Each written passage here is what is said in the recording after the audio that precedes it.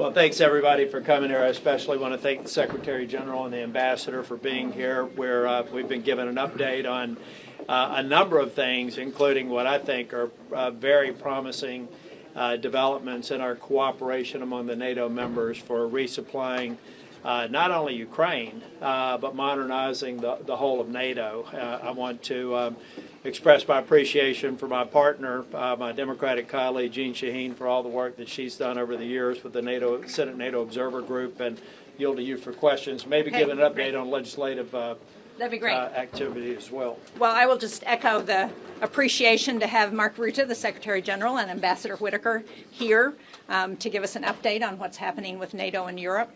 I reported to them that we're very excited that in the Senate Foreign Relations Committee this morning we passed out the first 3 bills that address Russia's unprovoked war in Ukraine today.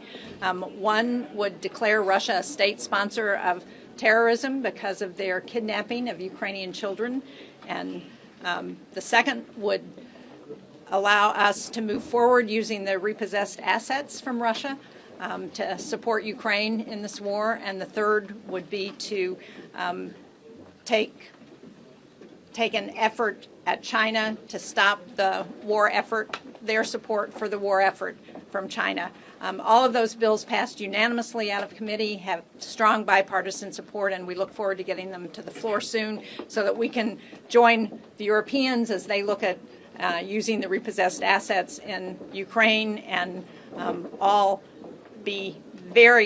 join hands and do everything we can to support Ukraine. So, Secretary General, thanks for being here. Thank you so much for hosting me and Ambassador Whitaker this morning. And I want to thank the senators for their staunch support for NATO. Since President Trump was re-elected, NATO has been renewed, reinvigorated. We decided in The Hague under his leadership to spend 5% on defense, therefore also basically equalizing what the Europeans and Canada are spending on defense with the US. So the Europeans and the Canadians stepping up. Also when it comes to Ukraine, the President deciding to send weapons again to Ukraine, but paid for by allies. We are working very hard on that project. The first couple of billion of weapons already shipped into Ukraine from the US, paid for by allies. And of course Europeans stepping up when it comes to security assurances for Ukraine post a long-term ceasefire or peace deal. But of course we all pray for that to happen soon. I will see the President later today. We will discuss further how we from NATO can be helpful in delivering his vision of getting a full-scale peace in Ukraine, which of course we all pray for after his enormous success in Gaza. So again, thank you so much for hosting us, Senators, and thank you for your leadership. We've got time for a couple of questions. Secretary General, Sky News, can we just ask, is your visit here at this moment not an indication that President Trump's meeting with President Zelensky on Friday was a total disaster? No, not at all, because this was already planned before. I was texting with the President after the enormous success in Gaza, and we said, hey, let's have a meeting in Washington to discuss how we now can deliver his vision on peace in Ukraine. And when it comes to the meeting last week, Friday, you have also heard President Zelensky. I think that was a good meeting, it was a successful meeting, it's exactly what we need. It's the American President who broke the deadlock with Putin in February, took that leadership role, which only he can, and he is delivering. And I'm really commending him for that. So that was a good meeting, and we will build on that. Secretary General, can I just ask you? Recently, Donald Trump suggested that Ukraine could win back all lost territory. Now he's saying something quite different. How worried are you that in that phone call with Vladimir Putin, he persuaded the president to go softer on Russia? Well, I have total confidence in President Trump. And he is the only one who can get this done. He is the leader of the most powerful nation on earth. You are all citizens of the most powerful nation on earth, the most powerful economy, the most powerful military, and you have a president with a lot of experience because of his first term in office, and who has a clear vision on bringing this war to a durable and lasting end. He wants that. He wants to end the bloodshed. He wants to end the killing. And he knows how important it is, and this is a big deal for him, for all of us. So his leadership here is crucial. He is clearly providing it, and he has to dialogue with all the leaders. He has to dialogue with Putin. He has to dialogue with Zelensky, exactly as he did in Gaza, putting pressure on all relevant parties to get the deal done. And that's exactly what he is doing here. Mr. Secretary, right here. Thank you, Senator. Two questions for you. The first, to that end, do you believe another meeting between President Trump and Vladimir Putin would be productive? And second, do you think a ceasefire is necessary before real negotiations can start? Well, let's start with the second question. The president himself was very clear this weekend. Stop where you are, which sounds simple, but of course is also exactly right.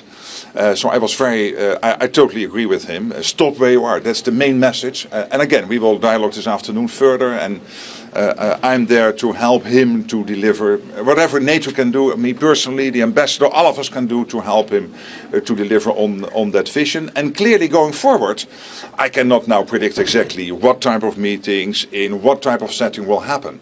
But it will mean a lot of discussions with all the leaders involved, including the presidents of Russia and Ukraine, no doubt. Should that happen together? Secretary General, you mentioned the success in Gaza. What do you think can be replicated when it comes to negotiating between Russia and Ukraine? And then to the senators, what do you think is the cost of the delays on sanctions that we've seen so far? Well, every conflict obviously is different, and at the same time you can draw lessons. And I think what the president did at Gaza, and let's not forget, this is a huge win. And only he was in a position to do it. And he took the risk, he took the leadership role, and he used the enormous power of the United States and leveraged this with his leadership to get the deal done on Gaza. And I commend him for that. And now he wants to do the same, as he's been doing since February, when he had his first phone call with President Vladimir Putin of Russia. And all the discussions he had with NATO leaders, with, of course, the president of Ukraine. He wants to deliver the same for the war in Ukraine. Again, I cannot now predict exactly by what steps this will all happen.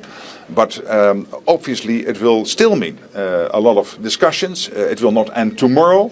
But I'm fairly confident that we can deliver on this vision. It looks like the summit is on ice now. Do you welcome that delay?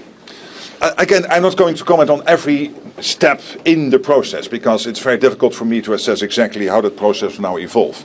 But clearly, in the future, there will be many more discussions with the leaders of Ukraine and of Russia in whatever format, in whatever setting, to deliver peace. Thank you all. Just on the point of saying one thing that we should be very clear with the Secretary General. We're having discussions about NATO allies putting 5% into meeting 5% standard for NATO support. They're doing things very, very differently, and they're doing things differently because President Trump has pressed the issue. And I believe that President Trump is best positioned to bring a lasting peace to Ukraine. We're going to have discussions about how we can continue to enable him with legislative action on sanctions in particular, which I'm interested in. But I think we also have to follow his lead. Thank you all very much. Are you planning to move these bills that you passed as a package? That hasn't been determined yet. Okay, thank you. That's right. Like always, like the shortest amount of words in your question. Thank you, Tony.